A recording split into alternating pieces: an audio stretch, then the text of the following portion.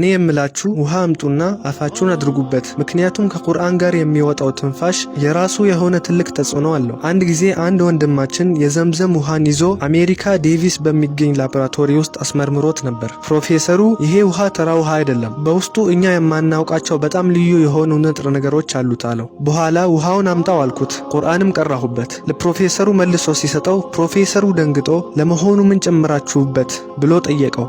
It changed.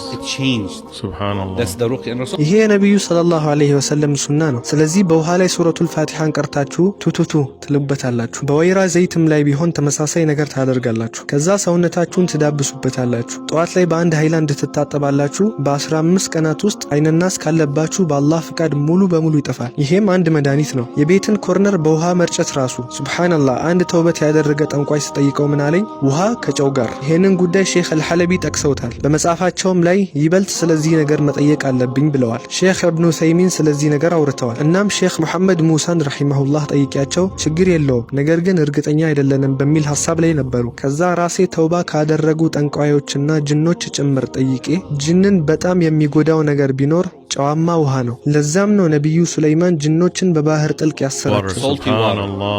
ስለዚህ ጨዋማ ውሃ ላይ ቀርታችሁ ቤታችሁን እርጩት። ሌላው ደግሞ በሂንድ ሀገር ሂንቲት የሚባል ቅመም አለ። እሱም ለሲሕር በጣም አሪፍ የሆነ መድኃኒት ነው። ሌላው ደግሞ የሲድር ቅጠል ነው።